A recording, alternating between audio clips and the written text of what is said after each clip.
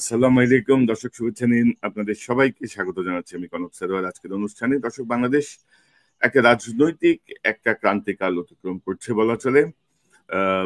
5ই August, মানে 2024-এর 5ই August Hasina পালিয়ে যাওয়ার পরে যে অন্তর্বর্তীকালীন সরকার দায়িত্ব নিয়েছে ডক্টর ইউনূসের নেতৃত্বাধীন, সংস্কার, বিচার, নানা বিষয়ে তাদের মূল এজেন্ডা থাকলেও গত এক বছরে আহ, মানে অগ্রগতি সন্তোষজনক নয় বলা চলে।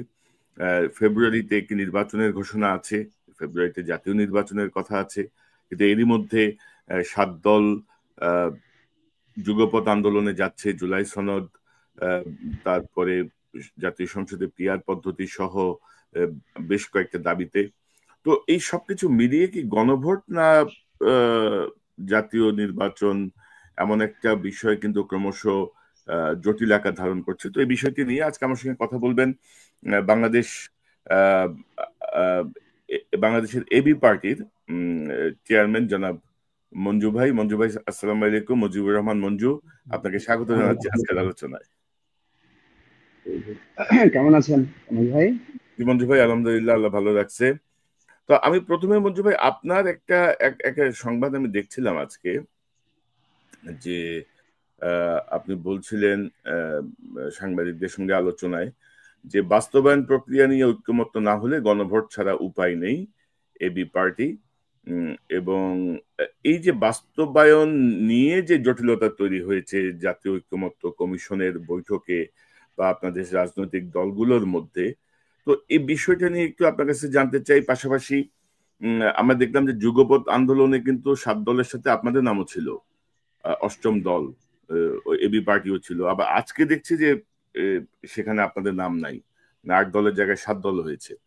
তো একটু আমি কি জানতে চাই যে জাতীয় ঐক্যমত্য কমিশন, উম, আপনাদের গণভোট, জাতীয় নির্বাচন, কোন দিকে যাচ্ছে দেশ আসলে? ধন্যবাদ। আজকে আপনি যেই নিউজটা শেয়ার করেছেন সেটা হচ্ছে যে আমি যখন ব্রিফিং করছিলাম ঐক্যমত্য কমিশনের মঞ্জু ভাই, সদস্য। মঞ্জু ভাই, আপনি কি হেডফোনে, ইয়ারফোনে কথা বলছেন? জি জি জি। ইয়ারফোনটা বন্ধ খুলে ফেলেন। করবো? ইয়ারফোনটা খুলে ফেলেন, হ্যাঁ, ইয়ারফোনে আপনার সাউন্ডের সমস্যা হচ্ছে। ডিরেক্ট আচ্ছা, চলে তাহলে আসেন। আমি আমার এখানে ফ্যানটা অফ করতে হবে কারণ জি সাউন্ড জি একটু জি, সরি। ডিরেক্ট চলে আসেন, জি।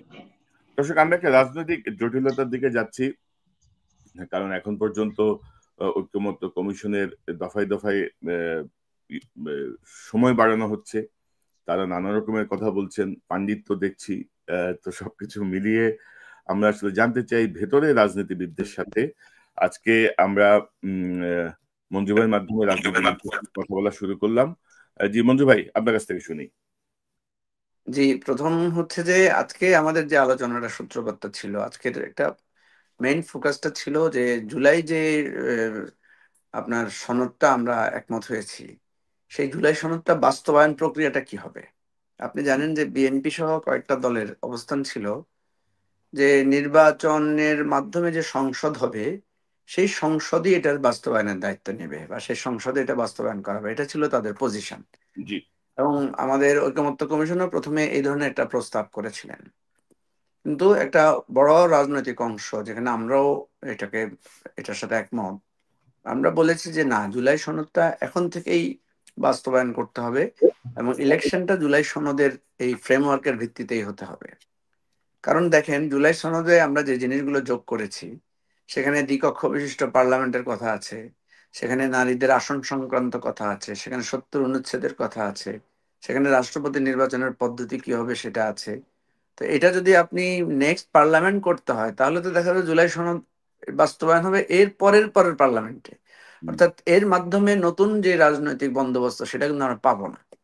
সেই জায়গা থেকে আমরা বলেছি যে জুলাই সনদটা এখনই বাস্তবায়ন নিতে হবে এবং এটাকে বাস্তবায়নে নিয়ে এটার অধীনে ইলেকশনটা হইতে হবে, নতুন যাতে পার্লামেন্ট সহ সবকিছু যাতে একটা নতুন বন্দোবস্তের আলোকে পরিচালিত হয় বা আমরা আমরা যে সংস্কার করতে চাই যে সংস্কারের ভিত্তিতে হয়।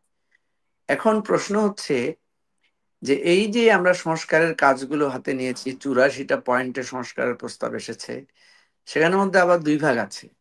কিছু হচ্ছে সাংবিধানিক সংস্কারের প্রশ্ন আছে, আর কিছু আছে প্রশাসনিক সহ অন্যান্য বিষয়। তো প্রশাসনিক সহ অন্যান্য বিষয় সংস্কারের ব্যাপারে কারো আপত্তি নাই, যে ঠিক আছে এগুলো একটা অধ্যাদেশ দিয়ে বা সরকার নিজেই এটা জারি করতে পারেন। কিন্তু সাংবিধানিক সংস্কার যেগুলো যেগুলো যেন সংবিধান সংশোধন পরিবর্তন পরিমার্জনের প্রয়োজন, সেটা কিভাবে হবে পার্লামেন্ট ছাড়া, সেটার পদ্ধতিটা কি? সেই জায়গায় আমরা ঐকমত্য কমিশনকে দেখেছি তারা বিভিন্ন বিশেষজ্ঞের সাথে পরামর্শ করেছেন যে এটা প্রসেসটা কি। তো ওনারা আজকে একটা মানে কনক্রিট একটা প্রস্তাবনা হাজির করেছেন গত কয়েকদিনের আলোচনার ভিত্তিতে। ওনারা বলেছেন যে একটা কনস্টিটিউশনাল অর্ডার জারি করবেন রাষ্ট্রপতি, এবং সেটার সেই জুলাই সনদটার যে সাংবিধানিক সংস্কারগুলো সেই কনস্টিটিউশনাল অর্ডারের মধ্য দিয়ে এটা জারি হবে, এবং এটা পরবর্তীতে গণভোটের মাধ্যমে এটার আহ, মানে বৈধতাটা নিশ্চিত করা হবে। কারণ গণভোট হচ্ছে চূড়ান্ত জনগণের, যেখানে আমরা যেটা বলি যে জনগণই সকল ক্ষমতার উৎস। তো কনস্টিটিউশনের মানে এত বড় মানে গণভোটটা হচ্ছে ধরেন রাষ্ট্রপতি, বর্তমান রাষ্ট্রপতি এটা জারি করবেন, এবং এই ডক্টর ইউনূসের এই আমলেই একটা গণভোটের মাধ্যমে সেটা রেটিফাইড হবে। জি জি, ওনারা সেই প্রস্তাবে লিখেছেন যে আমাদের গণভোটটা একই সাথে পার্লামেন্টারি ইলেকশন এবং গণভোট একই সাথে হতে পারে, এই প্রস্তাবনাটা ওনারা দিয়েছেন। তো আমরা যদিও প্রথম দিকে এই ব্যাপারে আমাদের দ্বিমত ছিল, আমরা বলেছিলাম যে আহ, আমাদের কনস্টিটিউশনে এবারে যে যে জাতীয় ঐকমত্যে আমরা যে কনস্টিটিউশনের মেজর রিফর্মের কথাগুলো বলেছি, এই মেজর রিফর্ম কিন্তু পার্লামেন্ট করতে পারে না। কারণ আপনি তো জানেন যে সংবিধানের কিছু মৌলিক জায়গা থাকে যেগুলো অ্যামেন্ডমেন্ট করা যায় না। তো এগুলো অ্যামেন্ড করলে অনেক সময় আমরা দেখেছি এটা আবার হাইকোর্টে পার্লামেন্ট যখন কোর্ট আবার এগুলোকে বাতিল করে দেয়। তো সংবিধানের এই মেজর পরিবর্তন মৌলিক সাধারণত দুটো কাজ হয়, একটা হচ্ছে গণপরিষদ আর একটা হচ্ছে গণভোট। তো আমরা কিন্তু গণপরিষদের প্রস্তাবটাও দিয়েছিলাম যে একটা গণপরিষদ হতে পারে অ্যান্ড গণভোটও এটা একটা প্রসেস হতে পারে। তো আজকে এই প্রস্তাবটা যখন কমিশন বিশেষজ্ঞ মতামতের আলোকে দিয়েছেন, তারা দুটো কথা বলেছেন। একটা হচ্ছে যে এটা একটা কনস্টিটিউশনাল অর্ডারের মাধ্যমে এটা জারি হবে, এটার এফেক্টিভ হবে, এবং এটা গণভোটের মাধ্যমে এটা চূড়ান্ত অনুমোদনটা হবে। তো আমরা দেখলাম যে আজকেও বিএনপি সহ কয়েকটা দল এটার বিরোধিতা করেছেন। ওনারা একটা বিকল্প প্রস্তাব দিয়েছেন, সেটা হচ্ছে কনস্টিটিউশনের 106, যেটা 106 অনুচ্ছেদ অনুসারে ডক্ট্রিন অফ নেসেসিটির মধ্য দিয়ে এটাকে করা যায় কিনা। তো ডক্ট্রিন অফ নেসেসিটির আবার কিছু সীমাবদ্ধতা আছে, যেটা নিয়ে সেখানে আলোচনা হয়েছে। পরে আমরা আমাদের এবি পার্টির পক্ষ থেকে আমরা একটা সমঝোতা প্রস্তাব দিয়েছি যে একটা কাজ করা যেতে পারে। আজকে যে তিনটা প্রস্তাব মানে তিনটা ধারা উল্লেখ করে যে প্রস্তাবটা দেওয়া হয়েছে, এটা আমরা 106 থেকে মতামত নিতে পারি সুপ্রিম কোর্টে। কারণ ওই যে সুপ্রিম কোর্টে যাতে আবার পরবর্তীতে এই অ্যামেন্ডমেন্ট বা এই বিষয়টা চ্যালেঞ্জ না হয়, তো সুপ্রিম কোর্টের অ্যাপিলেট ডিভিশন যদি এই প্রসেসটাকে মতামত দেয় এই প্রসেসের ব্যাপারে, এবং সেই প্রসেসটা যদি তারা বৈধ মনে করে, তাহলে কিন্তু আমরা প্রেসিডেন্ট মানে কনস্টিটিউশনাল অর্ডার অ্যান্ড দেন আপনার গণভোটের মধ্য দিয়ে আমরা এই জিনিসটা সমাধান করতে পারি। দেখেন কনক সরোয়ার, এখানে একটা জিনিস সেটা হলো যে গণভোটের কথাটা আমরা কেন বলছি। বিএনপি বলছে পার্লামেন্টে এটা করতে হবে, অন্যান্য দল বলছে যে না আমরা বিশ্বাস করি না, পার্লামেন্টের এই ক্ষমতাও নাই। এক, দুই নাম্বার হচ্ছে এটা পার্লামেন্ট যদি করে এটা বৈধ হবে না। আর দুই নাম্বার হচ্ছে আমাদের এরকম অনেক সনদ অনেক ঐকমত্য কিন্তু পরবর্তী সরকার এসে এটা বাতিলও করেছে বা তারা সেটা পালনও করে নাই। তাছাড়া আরেকটা প্রশ্ন, আমরা যারা এখানে স্বাক্ষর করছি, আমরা সবাই যে নেক্সট পার্লামেন্টে থাকবো তার তার নিশ্চয়তা কি? বা ধরেন যদি এমনও হয় যে ইলেকশনে দেখা গেলো আমরা যারা স্বাক্ষর করলাম বা যে দলগুলো করেছে এরা কেউই পার্লামেন্টের প্রতিনিধিত্ব করলো না, আমরা তো এখনো জানি না জনগণ কাকে ভোট দেবে। সুতরাং ওই পার্লামেন্টে এই আমাদের স্বাক্ষর করা জিনিসের বাধ্যবাধকতাটা কি হবে?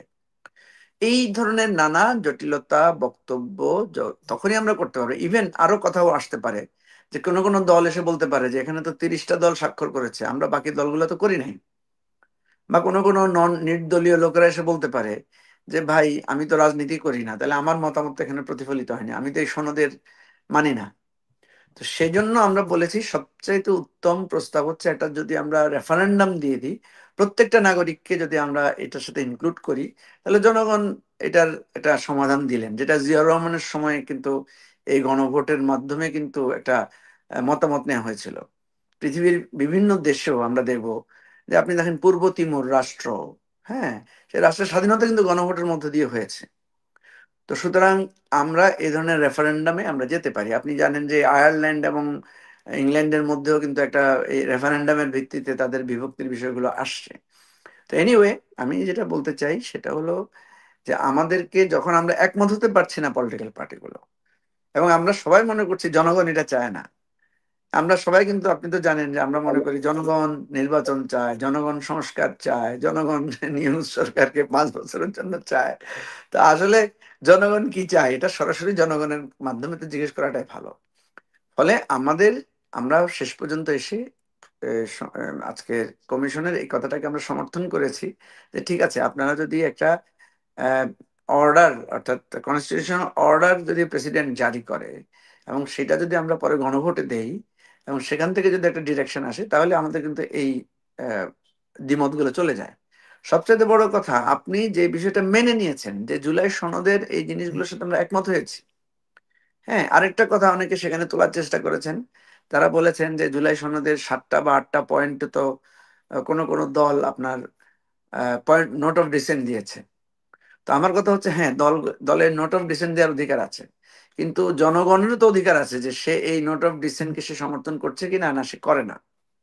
তো মজার ব্যাপার হচ্ছে, যেই দলগুলোই বলছে যে আমরা জনগণকেই মানি, জনগণের ভোটের ক্ষমতাকেই মানি, গণভোটের প্রশ্ন আসলে তারা কিন্তু আবার এটাকে মানতে চায় না, বা এটাকে বলছেন যে গণভোট করা। আজকে এমনও কয়েকজন নেতা এরকম বলার চেষ্টা করেছেন যে জনগণ সাংবিধানিক এত হিসাব নিকাশ বুঝে কিনা। তো ভাই, জনগণ যদি হিসেব নিকাশ না বুঝে, আপনি আপনি জনগণের হিসেব নিকাশ শুধু আপনি বুঝি, জনগণ বুঝে না, এটা কি হতে পারে? আর জনগণকে তো আন্ডারএস্টিমেট করার তো কোনো মানে হতে পারে না। জনগণ যদি না বুঝতো, জনগণ যখন বুঝছে যে হাসিনার পতন দরকার, তখনই তো তারা রাজপথে নেমে এসেছে। আর যতক্ষণ আমি জনগণকে বুঝাতে পারি নাই, ততক্ষণ তো জনগণ আমাদের দাবির সাথে একমত হয় নাই। তো এরপরে আরো অনেক কথাও হয়েছে। যাই হোক, আমাদের মৌলিক কথা হচ্ছে যে এই বিতর্কের অবসান হওয়া দরকার। আমরা ঐকমত্য হতে পারলে খুবই ভালো। আর আমরা যদি ঐকমত্য হতে না পারি, তাহলে জনগণের আদালতে আমাদেরকে যেতে হবে। আমরা যখন কেউ কারো বিচার মানি না, তখন আমরা কি করি? আমরা আদালতে যাই। আমরা জনগণকে সাক্ষী মানি যে ঠিক আছে, মানুষ যেটা বলে আমরা সেটা করব। তো সুতরাং এই জায়গাটায় আমি মনে করি যে আমরা মোটামুটি কাছাকাছি এসেছি। আজকেও যারা ভিন্ন মত পোষণ করেছেন, কমিশনকে আমরা অনুরোধ করেছি যে আপনারাও এখন চেষ্টা করেন, এখন আমরা চেষ্টা করবো। বিএনপি গণভোটে একমত না, আর কেউ কি আছে বিএনপির সাথে যারা গণভোট চাচ্ছে না? হ্যাঁ, বিএনপির সাথে গণফোরাম আছে, তারপরে 12 দলীয় জোট আছে, তারপরে এনডিএম আছে, এই ধরনের আরো কিছু দলের পজিশন আছে যারা এই গণভোটের বিপক্ষে কথা বলেছেন। কেউ কেউ 106 এর কথা বলেছেন, বিএনপিও 106 এর কথা বলেছে। তো দেখা যাক। আমার কাছে মনে হয় যে কমিশন যেহেতু এটা নিয়ে সময় চেয়েছে বা সময় নিয়েছে, প্রফেসর ইউনূস দেশে ফেরার আগ পর্যন্ত ওনারা অপেক্ষা করবেন। তো দেশে ফিরলে এটার হয়তো একটা ফয়সালা বা সমাধান আশা করি হয়ে যাবে। আমার কথা হচ্ছে, যে জিনিসটায় আমরা একমত হয়েছি সেটার বাস্তবায়ন প্রক্রিয়া নিয়ে বিতর্কটা কেন তোলা হচ্ছে, এবং বিতর্কটা তোলা হচ্ছে সাংবিধানিক। তো বিতর্ক তো আমরা সবকিছু নিয়ে তুলতেই পারি।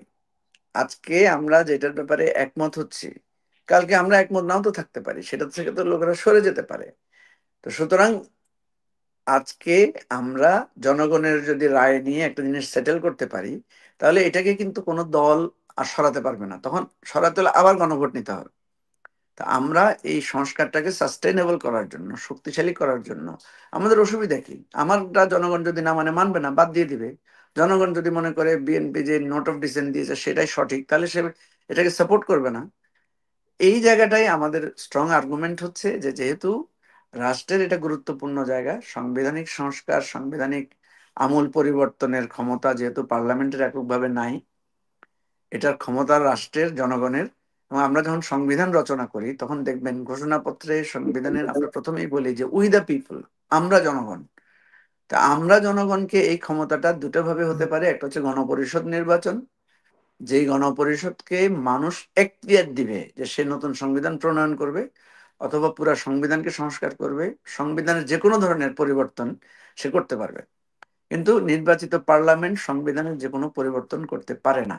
সংবিধানের কিছু কিছু জায়গা থাকে, যেমন আপনাকে আমি বলি যে আমাদের এই যে তত্ত্বাবধায়ক সরকার ব্যবস্থা, এটাকে আমরা বলতে চাই যে এটা কোনো সাধারণ সংখ্যাগরিষ্ঠতা বা আপনার 2/3 মাধ্যমে এটা পরিবর্তন করা যাবে না। এটাকে পরিবর্তন করতে হলে আবার গণভোটে যেতে হবে। তো এই ডায়ালগ গুলো, আলোচনা গুলো আমি যেটা মনে করি যে জনগণ শুনছে, দেখছে, এবং আমি যদি জনগণের কাছে ক্ষমতাটা হস্তান্তর করতে চাই, এবং আমি যদি গণতন্ত্রের কথা বলি, আমি যদি বলি যে জনগণই সার্বভৌম, তাহলে জনগণের কাছে মতামত চাইতে আমাদের অসুবিধা কোথায়? তো মঞ্জু ভাই, অনেকে মনে করছেন যে এর একটা জটিল রাজনৈতিক একটা আবহ তৈরি করে দেশটা অস্থিতিশীল অবস্থার দিকে যে অন্য কোনো মতলব আছে কোনো কোনো গোষ্ঠীর। এবং আমি আপনাকে প্রথমেই যেটি বলছিলাম, আমি সংবাদ থেকে যদি দেখাই যে বৃহস্পতিবার থেকে 5 দফার দাবিতে যুগপৎ আন্দোলনের 7 দল, প্রধানত জামাত ইসলামী, খেলাফত মজলিসের দুটা অংশ, ইসলামিক আন্দোলন বাংলাদেশ সহ তাদের 5 দফার দাবি হচ্ছে জুলাই সনদের ভিত্তিতে আগামী ফেব্রুয়ারিতে নির্বাচন আয়োজন করা, জাতীয় নির্বাচনের উভয় কক্ষে পিআর পদ্ধতি চালু করা, অবাধ সুষ্ঠু গ্রহণযোগ্য নির্বাচনের লক্ষ্যে লেভেল প্লেইং ফিল্ড নিশ্চিত করা, ফ্যাসিস্ট সরকারের সব জুলুম, নির্যাতন, গণহত্যা ও দুর্নীতির বিচার দৃশ্যমান করা, এবং জাতীয় পার্টি ও 14 দলের কার্যক্রম নিষিদ্ধ করা। এবং আমরা যেটা দেখছিলাম যে আপনারাও এই 7 দলের সাথে ছিলেন প্রথম দিকে। এই সংবাদ বেরিয়েছে যে এবি পার্টিও আছে, আমার বাংলাদেশ পার্টি, তারও আছে এই আন্দোলনে। তা আজকে থেকে দেখছি যে আপনাদের নাম আর নাই। তো এই এই যে যুগপৎ এই আন্দোলনটা কিভাবে দেখেন? উভয়, ধরেন একটা জায়গায় তো আমরা দেখলাম যে উচ্চ কক্ষে পিআর এর ব্যাপারে কিন্তু বিএনপিও একমত হয়েছিল মোটামুটি। এখন দেখা যাচ্ছে উভয় পক্ষ মানে উভয় কক্ষেই পিআর পদ্ধতি চাচ্ছে এই 7টা দল। তো সব মিলায় আপনার কি মনে হয় জাতীয় পার্টি নিষিদ্ধ করা বা এই যে যুগপৎ আন্দোলন, এটা আপনার পয়েন্ট অফ ভিউ থেকে কিভাবে দেখছেন আপনি? আচ্ছা, এই বিষয়টা একটু ক্লিয়ার করি। প্রথম কথা হচ্ছে যে এটা একটা মিসলিডিং নিউজ। যে নিউজটা এসেছে এটার জন্য কিন্তু আমরা একটা রিজাইন্ডারও দিয়েছি, আমরাও দিয়েছি, গণ অধিকার পরিষদও দিয়েছে, এনসিপিও দিয়েছে, এনসিপি সবার আগে দিয়েছে। আমাদের যেই রিজাইন্ডারটা ছিল সেখানে আমরা বলেছি যে এই ধরনের যুগপৎ আন্দোলনের কোনো সিদ্ধান্ত বা চিন্তা আমরা এখনো ফাইনাল করি নাই। তবে এই দাবিগুলোর ব্যাপারে আমাদের মধ্যে আলোচনা হয়েছে। দেখেন, আমরা কিন্তু এবি পার্টি, আমরা কিন্তু একটা মধ্যস্থতার ভূমিকা রাখি। এই যেটা জাতীয় ঐকমত্য কমিশনও কিন্তু আমরা সবসময় চেষ্টা করি ডান বাম ইসলামপন্থী জাতীয়তাবাদীপন্থী সকল দলগুলোকে যাতে কাছাকাছি রাখা যায়, এবং আমরা বারবার এটা বলার চেষ্টা করি যে আমরা যেহেতু জুলাই গণ অভ্যুত্থানে সবাই একসাথে রাজপথে ছিলাম, আমাদের মধ্যে এই ফেসিবাদ থেকে মুক্তির জন্য যে একটা ঐক্য তৈরি হয়েছিল, আমরা সেই ঐক্যটা বজায় রাখার জন্য আমাদের মধ্যে যাতে বড় ধরনের বিভেদ তৈরি না হয়, আমরা কিন্তু একটা সমঝোতামূলক, একটা ভারসাম্যমূলক পরিস্থিতির জন্য আমরা কাজ করি। ফলে নানা দলের সাথে কিন্তু আমাদের আলোচনা হয়। তো আপনি যেটা বলেছেন যে এই যে পিআর এর ব্যাপারে, কিন্তু আমরা উভয় পক্ষে পিআর এর ব্যাপারে একমত হই নাই।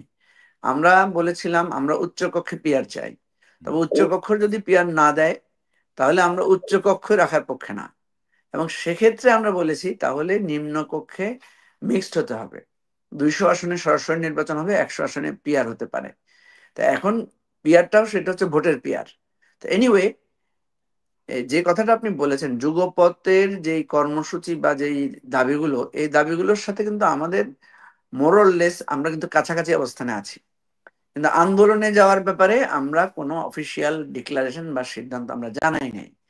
যারাই এই নিউজটা প্রচার করেছেন তারা এটা বস্তুনিষ্ঠ সংবাদ না, নাম্বার 1। নাম্বার 2 হচ্ছে আমরা মনে করছি যেহেতু একটা আলোচনা চলমান আছে, যেখানে আমরা প্রতিদিন কথা বলতে পারছি, যেখানে আমরা আর্গুমেন্ট তুলে ধরতে পারছি, সেরকম একটা পরিস্থিতিতে এখনই আন্দোলনে নেমে পড়লে দুটা সমস্যা হতে পারে। সেটা হতে পারে অন্যরাও পাল্টা আন্দোলনের রাজপথে শক্তি দেখানো শুরু করবে। তখন দেখা যাবে যে যে আপনি যখন বলবেন যে আমি আমার দাবিতে আন্দোলন করছি, অসুবিধা কি? আরেকজন বলবে যে আমি আমার দাবিতে আন্দোলন করছি, সমস্যা কি? মানে আমি উদাহরণ হিসাবে আপনাকে বলছি, ধরেন আমি যদি আজকে পিআর এর পক্ষে রাস্তায় নামি, আরেক পক্ষ যদি মনে করে যে আমরা পিআর মানি না, পিআর এর বিপক্ষে রাস্তায় নামি, তাহলে কি হবে? উভয় পক্ষেরই তো অধিকার আছে রাস্তায় নামার, উভয় পক্ষেরই তো আপনার জনবল আছে।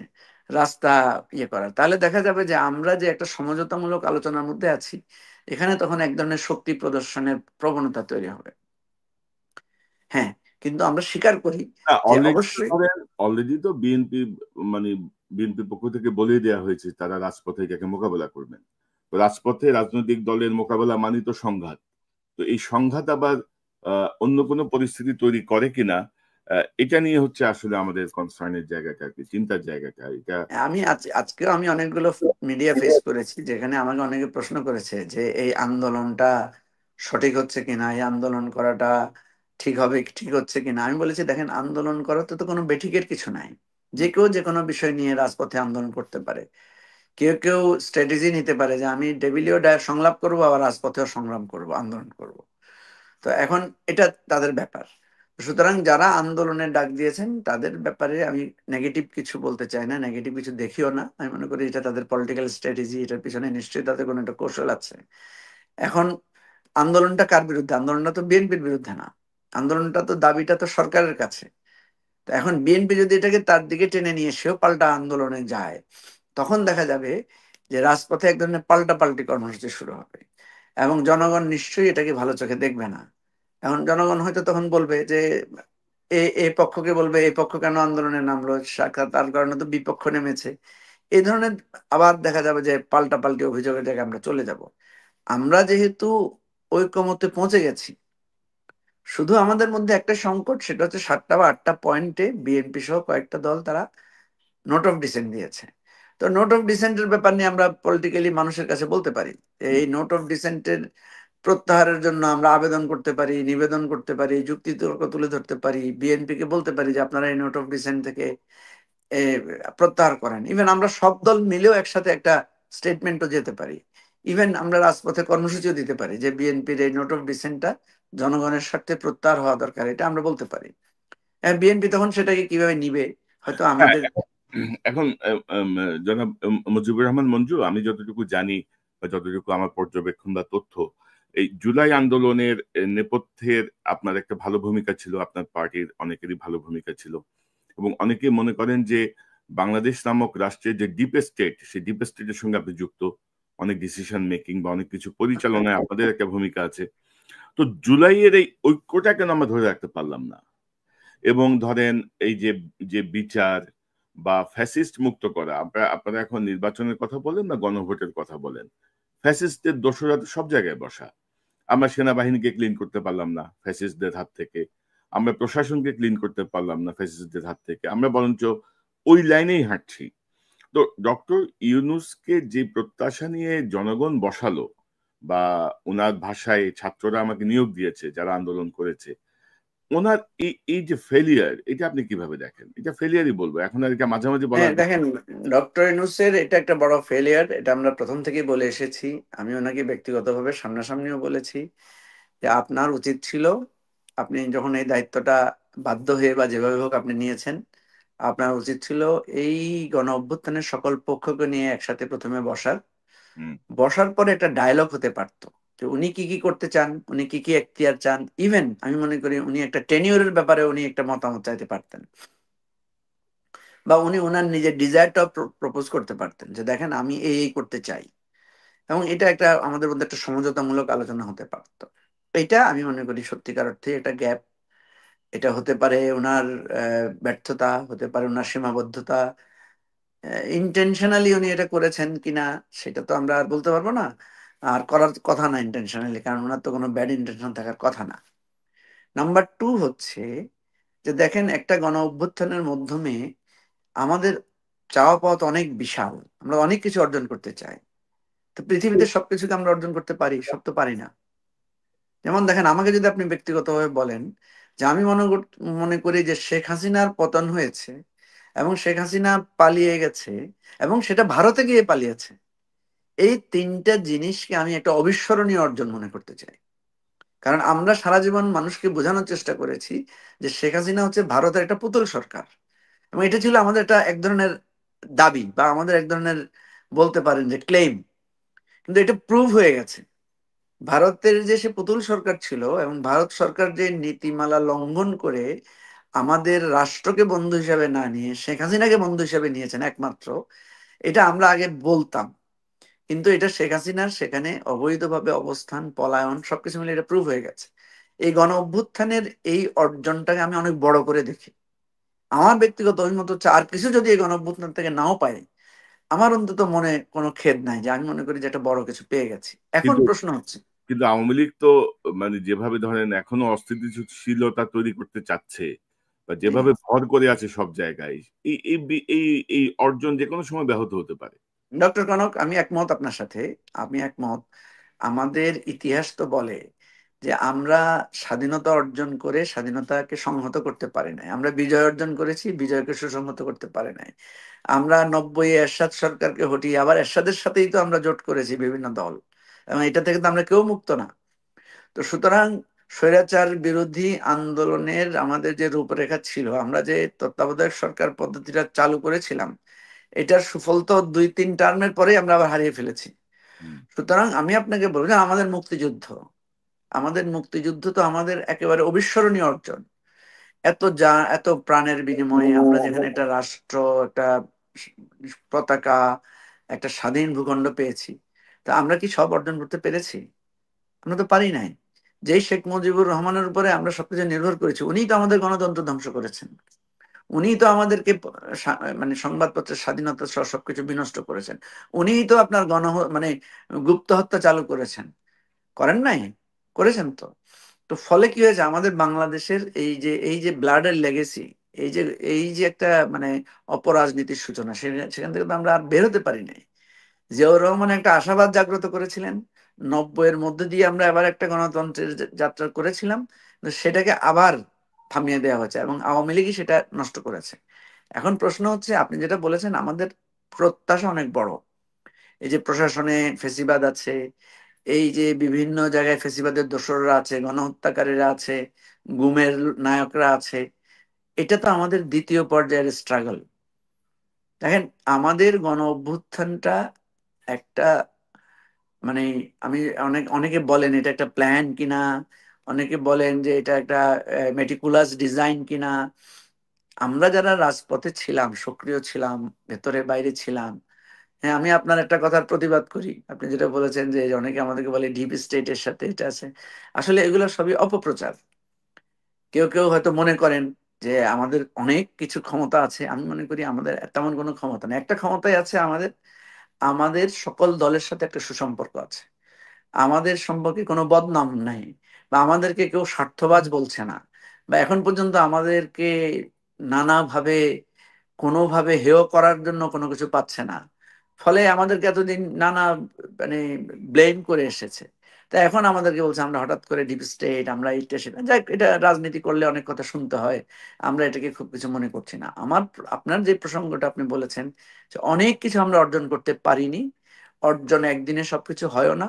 এবং আপনারা যে আজকে বিভিন্নভাবে ভয়েস রেজ করছেন, আমরাও বিভিন্নভাবে ভয়েস রেজ করছি, আমরা যে স্ট্রাগল করছি, এবং এটা কিন্তু মানে একটা চলমান একটা সংগ্রামের নাম, এবং সেই সংগ্রাম আমাদেরকে চালিয়ে যেতে হবে। আমাদের জুলাইয়ের যে সুযোগটা সৃষ্টি হয়েছে, ডক্টর ইউনূস যেটা সবসময় বলেন যে এই সুযোগটা যাতে আমরা হাতছাড়া না করি, তা আমাদের এই সুযোগটা কাজে লাগাতে হবে।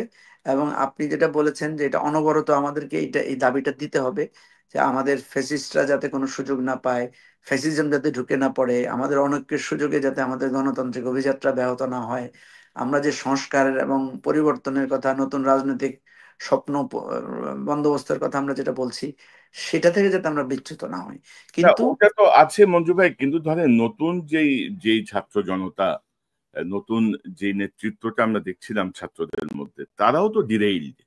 তারাও কেন এই অবস্থায় হয়ে গেল, মানে তারাও কেন বিপ্লবটাকে ধারণ করতে পারলো না? মানে তাদের বিরুদ্ধে যেসব অভিযোগ বা তাদের যেসব কার্যক্রম, হ্যাঁ, তারা নিজেরাই তো আসলে সিদ্ধান্ত নিতে পারছে না। ডক্টর ইউনূস একজনকে পরিচয় করাই দিলেন যে তিনি মেটিকুলাইজ ডিজাইনের মানে জনক।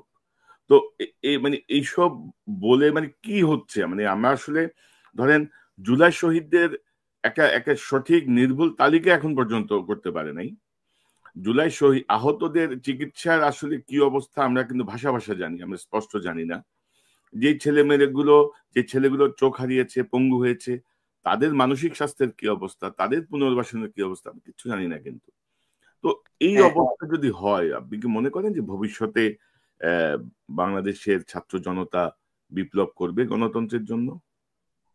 না, আমি আরেকটা বিপ্লবের স্বপ্ন দেখি, দেখি না যে তা না, আমি অত হতাশ না। আমি দেখি এই জন্য, যেই নতুন প্রজন্ম রাজপথে নেমে এসেছিল, যারা বিভিন্ন গ্রাফিতিও মানে লিখেছে বিভিন্ন জায়গায়, তারা কিন্তু এখন নাই কোথাও। আপনি দেখবেন না যে তারা কিন্তু রাজপথেও নাই, তারা কিন্তু এনসিপি তেও জয়েন করে নাই বড় একটা অংশ, তারা কিন্তু বিএনপি জামাত বিভিন্নভাবে বিভক্ত হয় নাই। তারা কিন্তু, তাদেরকে আমরা এক সময় মানে ঠাট্টা করে বা যে কোনো উপহাস করে বলতাম যে এরা হচ্ছে ফেসবুক জেনারেশন, বা এরা ওই যে জুম জেনারেশন, যেটাকে জেনজি বলা হচ্ছে। এরা কিন্তু রাষ্ট্রের ইস্যুতে কনসার্ন ছিল না। আমরা যে ইলেকশনে ভোট দিতে পারি নাই, আমাদের যে গুম হয়ে গেছি, খুন হয়ে গেছি, এগুলো নিয়ে কিন্তু তারা কখনো সোচ্চার হয় নাই। কিন্তু যখনই তারা সোচ্চার হয়েছে, তখন কিন্তু তারা একটা চেঞ্জ ঘটিয়ে দিয়েছে। হুম। এবং আপনি দেখবেন তাদের আচরণ, তাদের ভোকাবুলারি, তাদের স্ট্র্যাটেজি আমাদের সাথে সম্পূর্ণ ভিন্ন। তাদের টার্মগুলো ভিন্ন। তারা বলেছে ঢাকা ব্লকেড, ঠিক আছে, তারা বলেছে কমপ্লিট শাটডাউন, তারা বলেছে রেমিটেন্স শাটডাউন। তাদের ভাষাগুলো দেখেন একটু অন্যরকম, তাদের স্লোগানগুলো ভিন্ন। বুকের ভেতর ভীষণ ঝড়, বুক পেতেছি গুলি কর।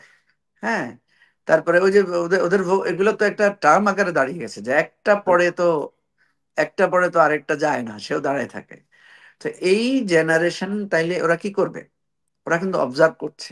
এই যে আমরা যারা সংস্কারের কথা বলছি বলছি না, আমরা যারা, আপনি যেটা বলছেন ডিরিলড হয়ে যাচ্ছে, ওরা কিন্তু ফলো করছে। হুম। এবং আপনি তো এই যে আমি বলতে ছাত্র, কি ডিরেক্ট বলছি না, আমি বলছি যারা নেতৃত্বে ছিল, তারা নেতৃত্বের যে উদ্দেশ্য নিয়ে তারা না মাঠে নেমেছিল, সেখান থেকে তারা সরে এসেছে, তারা অনেকে ডিরেইলড হওয়ার পথে বা হয়ে গেছে আর কি, আমি সেটা বলবো যারা নেতৃত্বে আছে এখন তাদের না, কথা। এটা ডক্টর কনক, আপনি কিন্তু একজন শুধু মিডিয়া ব্যক্তিত্ব না, আপনি কিন্তু গবেষকও, যেহেতু আপনি পিএইচডি করেছেন, আপনি অনেকদিন ধরে এটা নিয়ে কাজ করেন। পৃথিবীর ইতিহাসে বেশিরভাগ গণ অভ্যুত্থানই কিন্তু ব্যর্থ হয়েছে, এটা আপনাকে মনে রাখতে হবে। বেশিরভাগ বিপ্লব কিন্তু বেহাত হয়েছে, এটা আপনাকে মনে রাখতে হবে। আমাদের এই গণ অভ্যুত্থানের নেচারটা, এটাকে আপনি কোনো কিছুর সাথে মিলাতে পারবেন না। দেখেন, 90-এর গণ অভ্যুত্থান কিন্তু একটা রাজনৈতিক নেতৃত্বের অধীনে হয়েছে। এবারের গণ অভ্যুত্থান কিন্তু রাজনৈতিক নেতৃত্বের অধীনে হয় নাই। এবারের গণ অভ্যুত্থানে কোনো আমাদের সামনে কোনো আইকনিক ফিগার ছিল না, ঠিক আছে। আপনি যদি রুশ বিপ্লবের কথা বলেন, আপনি দেখবেন সেখানে একটা আইকনিক থিওরিটিক্যাল একটা বয়ান ছিল। এবারের গণ অভ্যুত্থানটা, এটা এটা এমন ভাবে রোল করেছে, এটা এখানে যেমনি আমাদের 15 বছরের সংগ্রামের স্মৃতি আছে, এখানে আমাদের মুক্তিযুদ্ধের লড়াইয়ের অনুপ্রেরণা আছে, এখানে ব্রিটিশ বিরোধী সংগ্রামের অনুপ্রেরণাকেও আপনি পাবেন। এখানে আপনি সেকুলারদের অংশগ্রহণ পাবেন, এখানে আলেম ওলামা হুজুরদের অংশগ্রহণ পাবেন, এখানে এই যে নানা মানে ক্লাসের অংশগ্রহণ পাবেন। আপনি যদি কোনো ক্রেডিট দিতে হয় নেগেটিভলি, এই গণ অভ্যুত্থানের প্রধান ক্রেডিট দিতে হবে কিন্তু হাসিনাকে। যেমনি ভাবে মুক্তিযুদ্ধের ক্রেডিট আপনাকে দিতে হবে পাকিস্তানি শাসকদের ভুল সিদ্ধান্তকে, ঠিক আছে।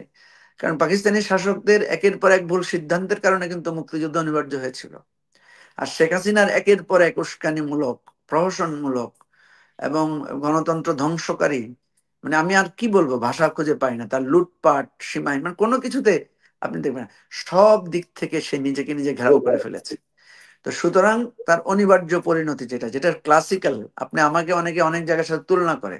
আজকেও একটা টক শোতে আমাকে একজনে বললো যে নেপালে এটা হইতাম, ভাই নেপালে কি আপনার এমপিরা পালিয়ে গেছে? নেপালে কি আপনার মসজিদের ইমাম পালিয়ে গেছে? নেপালে কি আমাদের সিটি কর্পোরেশনের টয়লেটের পাহারাদাররা পালিয়ে গেছে? এত মেসিভ পলায়ন পৃথিবীর কোথায় হয়েছে? ওইটা হাসিনার এই পলায়নটা আসলে বাংলাদেশের অনেক রাজনৈতিক দল হাসিনা পালাই গেছে এটা বুঝতে 7 দিন সময় লাগছে, পালাইছে। আমি আপনাকে বলি ডক্টর কনক, জি। আমি যখন আমার কাছে খবর হুম, পৌঁছালো, যেখানে তো জেলখানায় খুব উল্লাস চলছে, হুম, আমি যে কোনো কারণে হোক একটা আইসোলেটেড জায়গায় ছিলাম। তো আমি একজনকে অনেক কষ্টে দূর থেকে ডেকে জিজ্ঞেস করলাম যে ভাই কি হয়েছে, সবাই এত উল্লাস করছে কেন? তো একজন আমার এসে বলে যে শেখ হাসিনা পালায় গেছে। তা আমি বললাম যে ধরতে মনে হয় ডক্টর পিনাকির কোনো একটা পোস্ট দেখছে, যে এটা দেখেই সে অস্থির হয়ে গেছে পালানো মানে মানে মানে আমার বিশ্বাসই হচ্ছে না যে মানে পালাইতে পারে, কারণ আমাদেরকে তো আপনারা বা আরো অনেকেই বলেছেন যে একদিন এদেরকে পালাই যেতে হবে, বা আমরাও তখন বলেছি যে এই শেখ হাসিনার পলায়ন ছাড়া উপায় নাই। কিন্তু মানে আমরা বলেছি ঠিক আছে, কিন্তু আমাদের কাছে মনে হয়েছে যে এটা কখনো বাস্তবে হবে কিনা। তো যখন আমি কনফার্ম হয়েছি যে শেখ হাসিনা আসলেই পালাই গেছে, সত্য কথা, বিশ্বাস করেন আমি সাথে সাথে সেজদায় পড়েছিলাম। তো এটা শুধু আমার ঘটনা না, আপনি হয়তো লক্ষ লক্ষ লোককে দেখবেন যে তারা বিশ্বাসই করে নাই যে শেখ হাসিনা আসলে পালাই যেতে পারে। আমার অনেক বড় বড় নেতার সঙ্গে ওই সময় কথা হয়েছে, অনেকেই আসলে মানে বিশ্বাস করতেও সময় লাগছে আর কি, যে আবার ফিরে আসে কিনা কি হয়তো।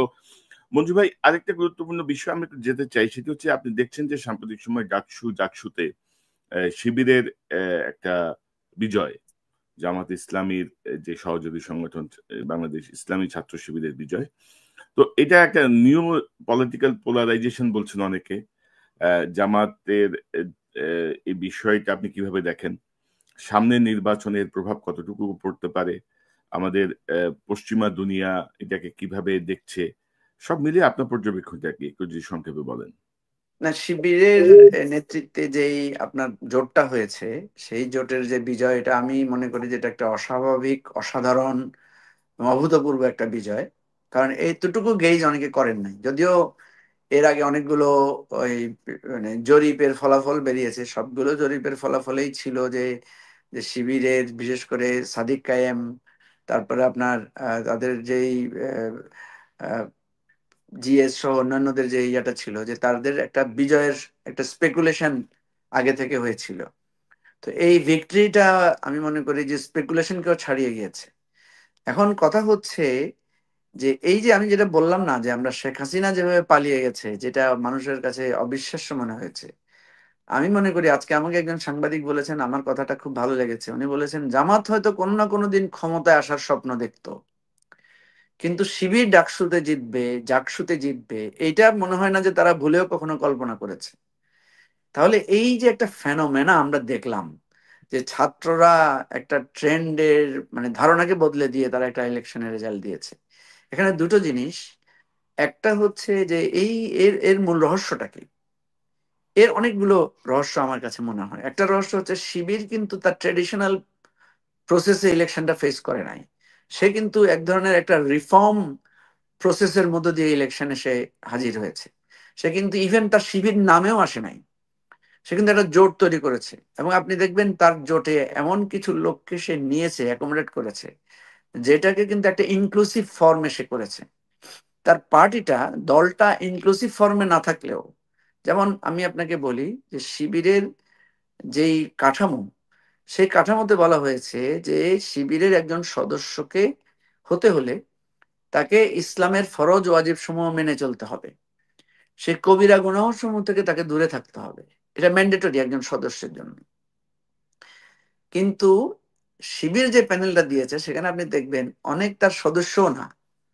এবং এই এই এই যে অব্লিগেটরি মানে চারিত্রিক গুণ যেটা বর্ণনা করা হয়েছে, আপনি যদি এখন দেখেন তারা যেভাবে ইলেকশনটাকে হ্যান্ডেল করেছে, এটা তাদের দলীয় চারিত্রিক গুণাবলীকে কিন্তু এক্সিট করে গিয়েছে তারা। কারণ ছাত্র শিবিরের একটা মৌলিক জায়গা হচ্ছে তারা ইসলামিক শরিয়া মেনে চলার একটা ওরিয়েন্টেশন তাদের নেতাদেরকে দেওয়া হয়, তাদের কর্মীদেরকে দেওয়া হয়।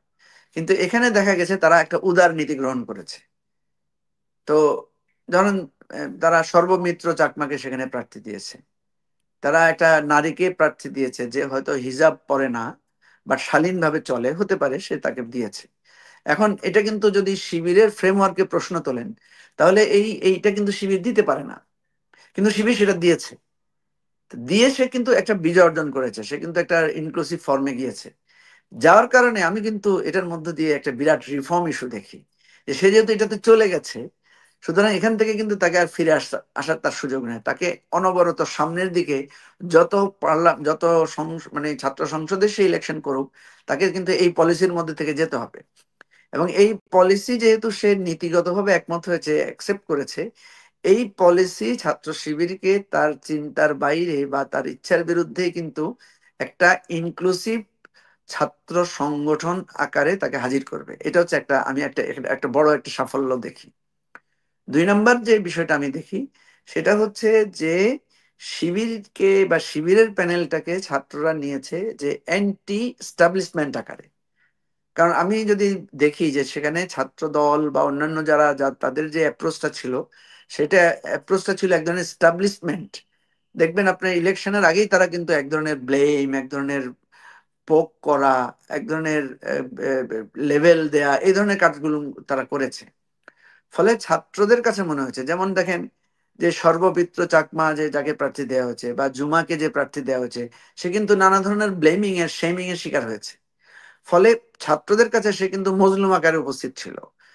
তাহলে ছাত্ররা দেখা যাচ্ছে, আপনি দেখবেন আমাদের বিশ্ববিদ্যালয় বা কলেজগুলোতে ছাত্র রাজনীতি যতদিন প্রপার ওয়েতে ছিল, ততদিন ক্যাম্পাসগুলো সবসময় কিন্তু অ্যান্টি এস্টাবলিশমেন্ট ছিল। এটা একদম আপনি আইয়ুব খানের সময় থেকে শুরু করে দেখলেও আপনি দেখবেন ছাত্ররা সবসময় এস্টাবলিশমেন্টের বিরুদ্ধে ছিল। এরশাদ এই জিনিসটা কিছুটা ব্রেক করেছে, আর ফাইনালি এটা করেছে আওয়ামী লীগ, ছাত্রলীগ, যে ক্যাম্পাসে সে সকল বিরুদ্ধ মতকে স্তব্ধ করে দিয়েছে। ফলে যখনই সুযোগ পেয়েছে তারা কিন্তু অ্যান্টি এস্টাবলিশমেন্ট পজিশন নিয়েছে। এখন কালকে যদি দেখে যে জামাত এস্টাবলিশ পার্টি, মানে আমি আপনাকে এটা একটা ধারণা করে বলতে পারি, কালকে যদি ধরেন জামাত ক্ষমতায় যদি আসে এবং গণতান্ত্রিক এই ভোটিং সিস্টেম যদি চালু থাকে, তাহলে কিন্তু ঢাকা বিশ্ববিদ্যালয়ে আপনি দেখবেন ছাত্ররা আবার উল্টো শিবিরের বিরুদ্ধে ভোট দিচ্ছে। এটা এটা এটা ট্রেন্ড, এটা আপনি দেখবেন বিভিন্ন জায়গায়। এবং আপনি দেখবেন জামাত বিভিন্ন জায়গায় যেখানে পার্লামেন্টে ইলেক্টেড হয়েছে, পরের বছর ইলেকশনে কিন্তু অনেক জায়গায় আবার সে হেরেছে। তাই এটা তো হওয়ার কথা ছিল না। যদি আদর্শিকভাবে জামাতকে কেউ ভোট দিয়ে থাকে, জামাতের আদর্শের প্রভাবে ওই জায়গাটাতে তো তার প্রভাবটা আরো বেশি হওয়ার কথা। কিন্তু বহু জায়গায় আপনি দেখবেন যে জামাতের প্রার্থী হেরে গেছে এবং এরপরে অনবরত সে আর সেই সিটটা গেইন করতে পারে না, আবার অন্য জায়গায় কিন্তু সে গেইন করেছে। তো এই সমস্ত কারণে ঢাকা বিশ্ববিদ্যালয়ের ইলেকশনটাকে আমি কয়েকভাবে দেখি। একটা হচ্ছে অ্যান্টি এস্টাবলিশমেন্ট পজিশনটা ঢাকা বিশ্ববিদ্যালয়ের ছাত্ররা ধারণ করেছে। তারা এই ধরনের শেমিং, তারপরে আপনার এই নানা ধরনের ফ্রেমিং কে অন্যায্য এই কথাটাকে তারা প্রতিবাদ স্বরূপ এটা নিয়েছে। 3 নম্বর হচ্ছে শিবিরের মধ্যে একটা বিরাট রিফর্ম ইস্যু আমি দেখতে পাই, এবং এটা হয়তো জামাতকেও টাচ করতে পারে নেক্সট ইলেকশনে। জামাতও হয়তো এই পলিসি নিতে পারে, কারণ শিবির 81তেও কিন্তু চট্টগ্রাম বিশ্ববিদ্যালয়ে একটা ভালো বিজয় অর্জন করেছিল।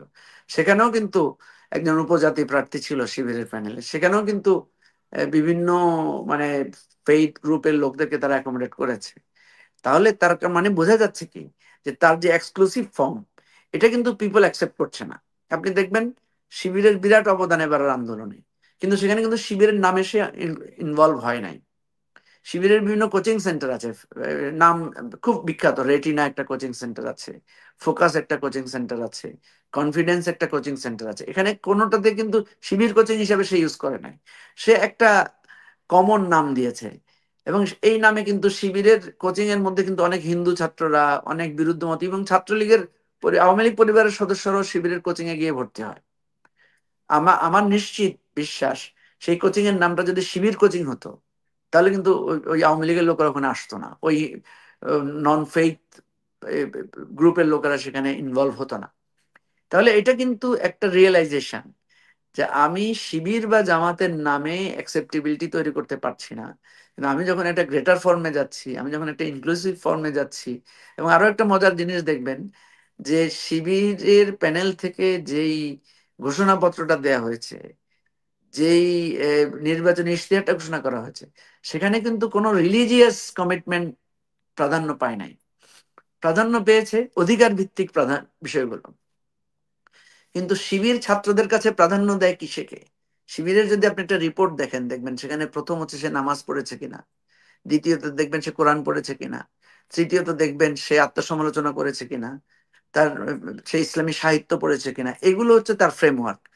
কিন্তু সে যখন পাবলিকলি অ্যাপিয়ার করছে, সেটা বলছে না যে আমরা যদি নির্বাচনে বিজয়ী হই আমরা সবাইকে কোরআন পড়ার জন্য উদ্বুদ্ধ করব, আমরা যদি বিজয়ী হই আমরা সবাইকে নামাজ পড়ার জন্য উদ্বুদ্ধ করব। এই কথাগুলো কিন্তু সে বলছে না। তাহলে সে তার সাংগঠনিক ফ্রেমওয়ার্কের বাইরে গিয়ে সে বলছে আমরা যদি নির্বাচিত হই, এখানে কোনো নারীরা সে কি পর্দায় আছে না বেপর্দায় আছে এটা বিবেচনা করা হবে না, তাকে তার অধিকার ফিরিয়ে দেওয়া হবে বা তার অধিকার, নারীরা নিরাপত্তা পাবে। তো এটা সে কি কিন্তু বলছে নির্বাচনে বিজয়ের জন্য ডাবল স্ট্যান্ডার্ড মনে করছেন? মানে শিবির কি তার কনস্টিটিউশন শিবিরের ভায়োলেট করে এই শুধুমাত্র ভোটে জেতার জন্য তারা এই অবস্থায় গেল, নাকি এটি রিয়েল সংস্কার আপনি বলতে চাচ্ছেন? না, আমি এটাকে আমি এটাকে ডাবল স্ট্যান্ডার্ড বলবো না, কারণ এখানে আমি যাদেরকে চিনি, যারা এই যে সাদিক কায়েম সহ আহ, ওরা যারা এই কাজগুলোতে ইনভলভ, আমি মনে করি যে এদের মধ্যে এক ধরনের মানে এদের মধ্যে এক ধরনের সংস্কারবাদী চিন্তা আছে। কেন আছে আমি আপনাকে বলছি। কারণ এই গণ অভ্যুত্থানে সাদিক কায়েমকে আপনি দেখবেন, সে যেভাবে ওয়ার্ক করেছে, সে যেভাবে কাজ করেছে, পুরোটাই কিন্তু তার শিবির ফ্রেমওয়ার্কের বাইরে এসে সে করেছে। এবং এটা কিন্তু তার দল কিন্তু তাকে এটার সুযোগটা দিয়েছে, দল এটাকে এন্ডোর্স করেছে। সেই জন্য আমি এটাকে রিফর্ম আকারে দেখি। এখন এটা যদি রিফর্ম আকারে না নিয়ে সে যদি ডাবল স্ট্যান্ডার্ড কৌশল আকারে দেখে, তাহলে এটা কিন্তু বেশি দিন সাস্টেন করবে না। এরপরের ইলেকশনে কিন্তু সে ফেল করবে। এবং মানে এটা তো এমন একটা অবস্থা হবে, কোনো কারণে যদি সে ফেল করে, তাহলে কিন্তু তার এক্সিস্টেন্স প্রশ্নবিদ্ধ হয়ে যাবে। তো মঞ্জু এখন ভাই, এখন আপনি তো একসময় শিবিরের সভাপতি ছিলেন। জি জি ছিলাম। একসময় শিবিরের সভাপতি ছিলেন এবং আপনারা জামাতের মধ্যে সংস্কারের দাবিতে আপনারা বের হয়ে এসে আমার বাংলাদেশ এই পার্টিটা করেছেন। তো এখন ধরেন জামাতের মধ্যে বা শিবিরের মধ্যে যে পরিবর্তনটা আমরা দেখছি, আপনারা কি আবার একীভূত হয়ে যাওয়ার কোনো সুযোগ আছে? অনেকেই মনে করছেন আর কি, অনেকে আলোচনায় আছে যে এবি পার্টি আর জামাত বোধহয় এখন এক হয়ে যাবে। এবং না না, এইটার কোনো সুযোগও নাই, কোনো প্রশ্নও নাই। কয়েকটা কারণে আমি আপনাকে বলি। প্রথম কথা হচ্ছে, এই জিনিসটা অনেকে বুঝতে ভুল করে। আমরা কিন্তু জামাতের কোনো রিফর্ম পার্টি করি নাই। আমি যখন জামাতের ভিতরে ছিলাম, তখন আমি জামাতের রিফর্ম নিয়ে কাজ করেছি। রিফর্ম ইস্যুতে আমি ভয়েস রেজ করেছি, কথা বলেছি। যখন আমি সেখান থেকে বহিষ্কৃত হয়েছি, এবং আমি জামাতে কিন্তু বহিষ্কৃত হলে আবার জামাতে ফিরে যাওয়া যায়, তো আমি তো ফিরে যাইনি। কারণ আমি যেই ইস্যুতে মানে যে ইস্যুতে আমাকে বহিষ্কার করা হয়েছে, সেই ইস্যুতে আমি নিজেকে খুব গর্বিত মনে করি। কারণ আমি মনে করি যে আমি এইটার আমার একটা ভয়েস আমি রেজ করতে পেরেছি, এবং আমি মনে করি আজ হোক কাল হোক জামাত এই রিফর্ম মাস্ট। এবং এই যে আজকে শিবিরের ছেলেরা যে প্রসেসটা নিয়েছে, আমি তো তাদেরকে সাধুবাদ জানাই যে তারা কৌশলে এক ধরনের রিফর্ম করে ফেলেছে পার্টির মধ্যে। এবং এটা করবে আগামী দিনে, যারা শিবির করবে আপনি দেখবেন তারা এই রিফর্মটাকে অ্যাকসেপ্ট করবে। এখন যখন জামাত আবার পেছন থেকে টেনে ধরার চেষ্টা করবে, বা দলের মধ্যে কিন্তু এখন বিভিন্ন প্রশ্ন উঠবে, যেমন সাদিক কায়েম, সে শিবিরের কিন্তু একটা সিনিয়র নেতা। সে যখনই দলের কোনো ফোরামে যাবে, তাকে কিন্তু পর্দা সম্পর্কে প্রশ্ন করবে লোকেরা, যে আপনি যে নারীদের সাথে এভাবে হেসে খেলে কথা বলেছেন, এটা কোরআন অনুমোদন দেয় কিনা, শরিয়া অনুমোদন দেয় কিনা, এই প্রশ্নটা তাকে কিন্তু করবে দলের মধ্যে। কারণ শিবিরে কিন্তু এক ধরনের ট্রান্সপারেন্সি আছে, অর্থাৎ প্রশ্ন করা যায়। তো তখন সাদিক কায়েমকে কিন্তু এই প্রশ্নটার উত্তর দিতে হবে। এবং আপনি দেখবেন তারা যখন ডাকসু হ্যান্ডেল করতে যাবে, তাকে ডাকসুর সাংস্কৃতিক অনুষ্ঠান পরিচালনা করতে হবে না, সেখানে রবীন্দ্রসঙ্গীত নজরুল গীতি কম্পিটিশন হবে না। সাদিক কায়েমকে তো সেই সমস্ত অনুষ্ঠানে অতিথি হিসেবে থাকতে হবে, বা বাজেট এলোকেশন করতে হবে। পার্টির মধ্যে কিন্তু তাকে অনবরত এই প্রশ্নগুলো ফেস করতে হবে, এই শরিয়ার দ্বন্দ্বটা তার মধ্যে থাকবে। তাহলে তাকে কিন্তু একটা ফাইট করতে হবে, তাদেরকে কিন্তু এটা ফেস করতে হবে। আমি এই জায়গাটাই রিফর্মের বিজয়টা দেখি। সেটা আলাদা বিষয়, জামাত রিফর্ম হবে কিনা, শিবির রিফর্ম হবে কিনা, সেটা আলাদা। আমরা যে পার্টিটা করেছি, এটা কিন্তু রিফর্ম জামাত বা রিফর্ম পজিশনে করি না, আমরা একটা নতুন কনসেপ্ট নিয়ে পার্টিটা করেছি। এবং এটার সাথে জামাতের আর কোনো ফিরে যাওয়ার, জামাতের সাথে ঐক্যভূত হওয়ার কোনো প্রশ্নই নাই।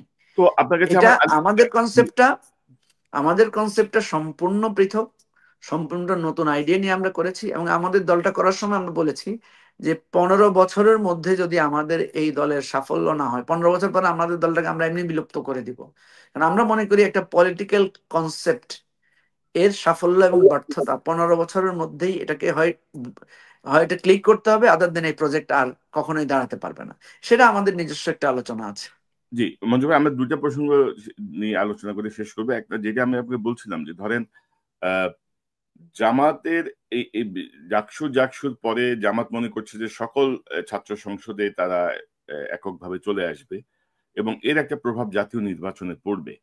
এবং অলরেডি একটা প্রচারণা চলছে যে আওয়ামী লীগকে দেখেছেন, বিএনপিকে দেখেছেন, এবার জামাতকে একটু দেখেন। তো জামাতের অনেকেই স্বপ্ন দেখছেন যে তারা হয়তো ক্ষমতায় চলে আসছেন বা তারা এমন একটা স্টেকে থাকবেন, তাদের একটা ভালো ভাগ দিতে হবে। তো বর্তমান যে বৈশ্বিক প্রেক্ষাপট, মানে এই সম্ভাবনা আপনি কতটুকু দেখেন, প্লাস এই বর্তমান যে বিশ্ব রাজনীতি বা জিও পলিটিক্যাল সিচুয়েশন বাংলাদেশের, সেখানে এইটার প্রভাব কি হতে পারে একটু যদি সংক্ষেপে বলেন, তারপর আমরা আরেকটা প্রসঙ্গে যাব। না, প্রথম কথা হচ্ছে যে দেখেন, প্রভাব বিচার করে তো আর রাজনীতি করা যাবে না। আপনি যদি বলেন যে আপনি যদি আপনি যদি ভালো করেন এটার থ্রেট কি আছে, এটা তো আলাদা জিনিস, দলীয় আলোচনার বিষয়। আমি যেটা মনে করি, জামাত একটা পুরানো রাজনৈতিক দল, তার অনেক উত্থান পতনের মধ্য দিয়ে সে গিয়েছে, এবং বিগত 15 বছরে তার উপরে একটা সিরিয়াস মানে রিপ্রেশন সে ফেস করেছে, এবং জনগণের যে সিম্পেথি জামাতের প্রতি ছিল, জামাত সেই সিম্পেথিটা 100 ভাগ সেটাকে সে ক্যাশও করেছে, এবং সেটা আলোকে সে, আমি মনে করি বাংলাদেশের এই 54-55 বছরের ইতিহাসে জামাতের সবচাইতে বড় সুদিন এখন উপস্থিত হয়েছে। এখন প্রশ্ন হচ্ছে যে আপনার এই সুদিন অতীতেও এসেছিল কিনা। আমি মনে করি জামাতের এরকম সুদিন অতীতেও এসেছিল। একটা এসেছিল জিয়াউর রহমান ক্ষমতা গ্রহণের পরে, যখন জামাতের উপরে নিষেধাজ্ঞা প্রত্যাহার করা হয়েছে। আরেকটা সুদিন এসেছিল যখন জামাত সরকারের অংশীদার হয়েছিল, জামাতের আমির সেক্রেটারি জেনারেল যখন মিনিস্টার হয়েছিলেন, যারা এই রাষ্ট্রের স্বাধীনতার পক্ষে ছিলেন না, তারা সেই রাষ্ট্রের মন্ত্রী হয়েছেন, এমপি হয়েছেন, মানে 18 জন 20 জনের মতো।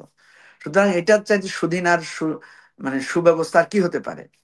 কিন্তু সেখানেও দেখা গেছে, কিন্তু এরপরে জামাত কিন্তু আর আগাতে পারে না। এরপরে তাকে নানা ষড়যন্ত্র, নানা পরিস্থিতি, বিএনপির সাথে নানা দ্বন্দ্ব সংঘাত, নানা রকমের কিছু তাকে ফেস করেছে। এখন জামাত তার অতীত অভিজ্ঞতা কেন্দ্র করে, এবং আপনি যে বৈশ্বিক কথাগুলো বলেছেন সেগুলোকে কেন্দ্র করে, সে কি কোনো স্ট্র্যাটেজি চেঞ্জ করবে, সে কি কোনো রিয়েলাইজেশনে যাবে, না এখন যে সুযোগটা এসেছে সেই সুযোগের আলোকে সে রাষ্ট্র ক্ষমতায় যাবে, যেমন তাহলে সেটা জামাতের ব্যাপার, জামাত কি নিতে পারে। আমি মনে করি যে যেহেতু জামাত একটা অভিজ্ঞ রাজনৈতিক দল, অনেক দিন আগে যারা ছিল জামাতের মধ্যে অভিজ্ঞ লোক ছিল না, এখন জামাতে প্রচুর পিএইচডি আছে, এখন জামাতে প্রচুর প্রফেসর আছে, জামাতে প্রচুর দেশ বিদেশ ঘোরা লোক আছে, জামাতে এমপি ছিলেন 4-5 বার, এরকম লোকও জামাতে এখন আছে। সো জামাতের এই পলিটিক্যাল ম্যাচুরিটিটা এসেছে। বাট রাজনীতির একটা ডাইমেনশন হচ্ছে যে আপনার এই উত্থান পতনটা আপনাকে খেয়াল করতে হবে। তা আপনার পতনের পরে যখন উত্থান হয়, আপনার স্ট্র্যাটেজি বা রিয়েলাইজেশন যদি না হয়, এবং এরপর যখন আবার ডাউনফল হয়, সেটা কিন্তু ভয়ানক ডাউনফল হয়, যেটা কিন্তু জামাতের হয়েছেও। আপনাকে আমি বলি যে 70-এর মানে 71 সালে যে মালেক মন্ত্রিসভা ছিল, সেই প্রাদেশিক মন্ত্রিসভায় কিন্তু জামাতের বেশ কয়েকজন মন্ত্রী ছিলেন। তাহলে জামাত তো তখনও সরকারের অংশীদার ছিল। এরপরে যে সেটব্যাক হয়েছে 71-এর পরে, যা ভয়ানক জামাতের জন্য, আজকে আওয়ামী লীগের যে সেটব্যাক, জামাতেরও এর চাইতে ভয়ানক হয়েছে। কেন হয়েছে? জামাতের প্রচুর লোককে মেরে রাস্তায় ফেলে রাখা হয়েছিল, যেটা আওয়ামী লীগের এরকম হয় নাই। জামাতের বহু লোক তখন দেশ ত্যাগ করতে হয়েছিল, এবং জামাতের প্রচুর নেতাদেরকে দেখবেন তাদের একটা ছদ্মনাম আছে। তাদের বেশিরভাগ কেন্দ্রীয় নেতাদের একটা একটা ছদ্মনাম ছিল, কারণ তারা নাম বদলে, চেহারা বদলে তাদেরকে বেঁচে থাকতে হয়েছে, এরকম জীবন সংকটের মধ্যে তারা পড়েছিল। ঠিক সেম সংকটটা আবারও এসেছে তাদের একটা বিজয়ের পরে। কোন বিজয়? যেখানে তারা 18 জন 20 জন 22 জন এমপি হয়েছেন, 2 জন মিনিস্টার হয়েছেন। এই ঘটনার পরে কিন্তু তাদের উপর আবার আরেকটা সেটব্যাক হয়েছে, এবং সেই সেটব্যাকে তাদের এই মন্ত্রী যারা ছিলেন, এমপি যারা ছিলেন, তাদের একটা বিরাট অংশকে হ্যাং করতে হয়েছে, তাদেরকে জেলে যেতে হয়েছে, তাদের দলীয় অফিস বন্ধ করে দেওয়া হয়েছে, তাদের দলকে নিষিদ্ধ করা হয়েছে, সেরকম একটা সেটব্যাকে তাদের মধ্যে পড়েছে। অর্থাৎ একেবারেই পিকে ওঠার পরে তাদের উপর আরেকটা সেটব্যাক হয়, যেটা আওয়ামী লীগেরও এখন হচ্ছে, যেটা বিএনপিরও হয়েছিল। তাহলে সেটব্যাকের পরে বিএনপি ঘুরে দাঁড়িয়ে ক্ষমতায় চলে আসছে, আওয়ামী লীগ সেটব্যাকের পরে ঘুরে দাঁড়িয়ে ক্ষমতায় চলে আসছে, আপনি দেখবেন। কিন্তু জামাত কখনো সেটব্যাকের পরে ঘুরে দাঁড়িয়ে ক্ষমতায় আসতে পারে না। এবার আপনি যেটা বলছেন যে জামাত এই সেটব্যাক কাটিয়ে সে ক্ষমতা চলে যেতে পারবে কিনা, সেটা জামাতের স্ট্র্যাটেজি এবং প্ল্যানিং এর উপর নির্ভর করবে।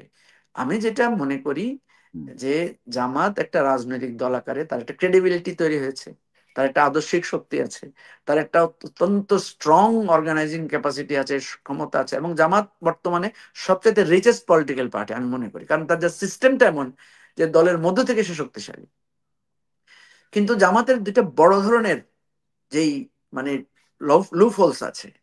একটা হচ্ছে যে সে একটা ইসলামিক রাজনৈতিক দল আকারে সে যখন ইনক্লুসিভ পলিটিক্স করতে চায়, তখন তার কাছে কিন্তু শরিয়া এবং এই দ্বন্দ্বটা আসে। কারণ সে যে পার্লামেন্টের পলিটিক্স করে, পার্লামেন্টারি পলিটিক্সে একটা প্রশ্ন আসতে পারে, এই পার্লামেন্টারি পলিটিক্স ইসলাম অনুমোদন দেয় কিনা, এই ভোট দেয়া, প্রার্থী হওয়া। আপনাকে আমি সবসময় এটা বলি, আমি এটা বললে জামাতের লোকেরা আমার উপর রাগ করে, কিন্তু তারা রাগ না করে তারা যদি এটাকে একটা রিয়েলাইজেশন হিসেবে নেয়, তাদের জন্য লাভ হবে। যেমন জামাতের পার্টির ভেতরে কিন্তু প্রার্থী হওয়া যায় না, জামাতের দলের মধ্যে কিন্তু ওই ধরনের প্রার্থী হয়ে ভোটাভুটি হয় না, অমুক প্রার্থী প্রেসিডেন্ট প্রার্থী, অমুক সেক্রেটারি প্রার্থী, ভোট দেন, এটা হয় না। কিন্তু সে যখন ইলেকশনে আসে তখন কিন্তু সে প্রার্থী হয়, স্লোগান দেয়, প্রার্থীর নামে পোস্টার করে স্লোগান দেয়। জামাতের ইলেকশনে, ইন্টারনাল ইলেকশনে, ডক্টর কনক আপনি দীর্ঘদিন ধরে জামাতকে অবজার্ভ করেন, কখনো দেখেছেন জামাতের আমির পদে অমুককে ভোট দিন, না। জামাতের সেক্রেটারি পদে অমুককে দেন না? কারণ এটাকে সে ইসলাম সম্মত মনে করে না, কিন্তু সে ইলেকশন করে ওই সম্মত। তাইলে তার মধ্যে কিন্তু একটা দ্বন্দ্ব কাজ করবে যে আমি ইসলাম সম্মত পথে চলি, কিন্তু যখন ইলেকশনে যাই তখন আমার পন্থাটা, ইসলাম সম্মত পন্থাটা আমি পালন করতে পারি না বা করি না। এই দ্বন্দ্বটা জামাতে সবসময় কাজ করবে যদি জামাত এটা রিজলভ না করে, এটার একটা বৈধ ব্যাখ্যা কর্মীদের মধ্যে না দেয়। এবং এটা কিন্তু জামাতকে বারবার ইন্টারনালি উইক করে ফেলে। আপনি দেখবেন যখন খালেদা জিয়ার মন্ত্রিসভায় জামাত গিয়েছিল তখন জামাতের ইন্টারনাল মিটিং এ প্রচুর প্রশ্নের জবাব জামাতকে দিতে হয়েছে, যে আমরা কেন নারী নেতৃত্বের অধীনে, একজন নারী প্রধানমন্ত্রীর অধীনে আমরা কেন মন্ত্রিত্ব শপথ নিলাম। এটা প্রচুর প্রশ্ন জামাতকে করতে হয়েছে। জামাতের আমির এবং সেক্রেটারি যখন আপনার ওই মন্ত্রী হিসেবে ওনারা যখন প্লট বরাদ্দ নিয়েছেন, একজন বনানীতে একজন উত্তরায়, তখন কিন্তু জামাতের ইন্টারনাল মিটিং এ প্রচুর প্রশ্ন উঠেছে। কারণ জামাত তো দলীয়ভাবে বয়ান দেয় যে আমরা সরকারি সুবিধা নিয়ে কখনো কোনো কিছু করব না। যখন সে সুবিধাটা নেয়, হ্যাঁ, কারণ সে তো সারা জীবন একটা দৈন্য, একটা মানে আমি বলবো যে যে একটা ওই যে খেজুর পাতার গল্প সে বলে, যে খেজুর পাতার মাদুরে বসে আমরা রাষ্ট্র শাসন করব। তো যখন সে দেখে যে তার নেতারা পাজেরো গাড়িতে চড়ছে, যখন সে দেখে তার নেতারা সামনে পেছনে পুলিশের পাহারায় যাচ্ছে, মানে বিজনেস ক্লাসে চড়ছে, মানে ওই কর্মীরা আর বুঝতে চেষ্টা করে না। কর্মীরা তারা চিন্তা করে যে আমার নেতা তো ওমরের মতো ছেঁড়া কাপড় পরেই তো শাসন করার কথা, ওনাদের এত শান শওকত কেন? তখন দলের মধ্য থেকে এই প্রশ্নটা বারবার আসে। দলের মধ্য থেকে এই প্রচলিত নির্বাচন ব্যবস্থায় জামাত যখন ইনভলভ হয় তখন তাকে এই প্রশ্ন, এটা জামাতের একটা পার্মানেন্ট স্ট্রাগল ভিতরে, ইনার, এটা জামাতকে থাকতে হবে। এখন দুই দেখেন। নাম্বার হচ্ছে, জি, জি বলেন। দুই নাম্বার যে প্রশ্নটা জামাতকে সবসময় দিবে সেটা হচ্ছে 71 ইস্যু। যদিও তারা মনে করে যে 71 ইস্যু বহুবার বিলীন হয়ে যাবে, এটা বিলীন হয় না। কেন হয় না আমি আপনাকে বলি, যে জামাত 71-এ জামাতের রোল অত খারাপ কিছু, মানে যেভাবে খারাপ বলা হয় অত খারাপ রোল হয়তো ছিল না, কিন্তু যেহেতু নীতিগতভাবে সে এই রাষ্ট্রের পক্ষে ছিল না এবং এটাকে সে রেটিফাই না করে সে আবার স্বাধীনতাকে গ্রহণ করে, তখন এই প্রশ্নটা তার মধ্যে ঘুরপাক খায়। ওই যে আমি আপনাকে যেটা বললাম যে 71-এ জামাতের লোকেরা যে সিরিয়াস নিপীড়নের শিকার হয়েছে, হত্যাকাণ্ডের শিকার হয়েছে, গুপ্ত হত্যার শিকার হয়েছে, এই হত্যাকাণ্ডটা কারা করেছিল? ওই সময় যারা মুক্তিযোদ্ধা ছিল বা মুক্তিযুদ্ধের পক্ষের শক্তি ছিল তারাই করেছে। তাহলে মুক্তিযুদ্ধের পক্ষের সেই শক্তি যখন জামাতের উপরে এই নিপীড়নটা চালিয়েছে তখন জামাত বলেছে এরা সবাই শহীদ। কিন্তু এখন জামাত এসে বলছে যে মুক্তিযোদ্ধারা হচ্ছে জাতির শ্রেষ্ঠ সন্তান। তো এই কথাটা যখন সে বলে, একজন মানুষ তার পলিসি বক্তব্য বদলাতে পারে, কিন্তু বদলানোর একটা ব্যাখ্যা থাকতে হয়। জামাত এই ব্যাখ্যাটা যতক্ষণ পর্যন্ত হাজির না করবে, এই ব্যাখ্যাটা যতক্ষণ পর্যন্ত ক্লিয়ার না করবে, ততক্ষণ পর্যন্ত এই তাকে 71 ইস্যুতে তার অপোনেন্টরা তাকে সবসময় পোক করবে, তাকে সবসময় এটা দিয়ে প্রশ্নবিদ্ধ করবে। আমি আপনাকে বলি, বিএনপির সাথে জামাত ক্ষমতায় গিয়েছে, একসাথে গিয়েছে না?